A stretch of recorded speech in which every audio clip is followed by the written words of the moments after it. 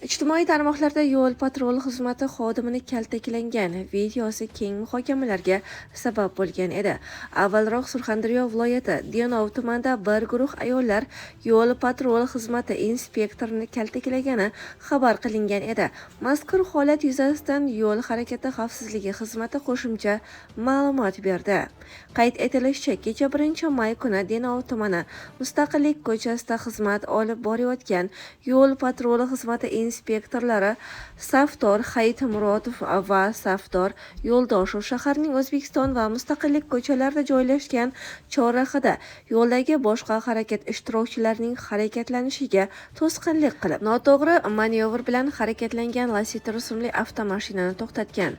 Safdor Haydarov haydovchiga huquqbuzarlikni tushuntirib, tegishli hujjatlarni taqdim etishini so'ragan vaqtida haydovchi xodimlarning qonuniy talabini bajarmasdan hujjatlarni taqdim etmay jamoat joyida faol qarshilik ko'rsatgan.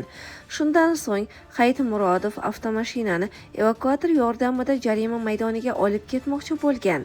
Haydovchi esa turmush o'rtog'i, qaynotasi, qaynopasi va qaynukalarni telefon orqali chaqirib, Yo'ldoshevni bo'ynidan bo'g'ib, tan jarohati yetkazgan va bodi kamerasini yulib olgan. Holat yuzasidan shu kunning o'zida Denov tumani prokuraturasi va ichki ishlar bo'limi tomonidan surishtiruv ishlari olib borilib, huquqbuzarlar protsessual tarzda ushlangan va qamoqqa olish ehtiyot chorasi qo'llanilgan.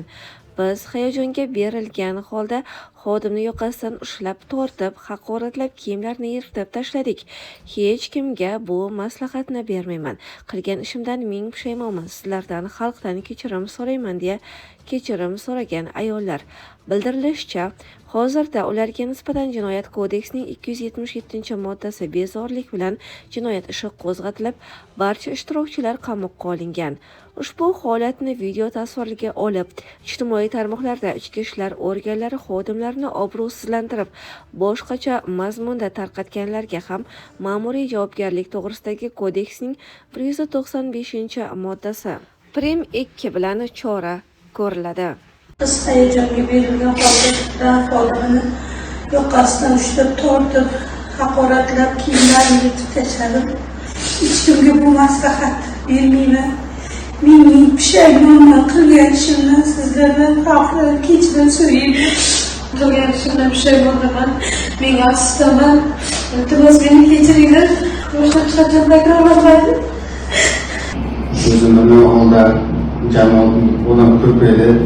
O'zimni nazorat qilolmay qiziq qoniqib, yoshib aralashib qo'ydik.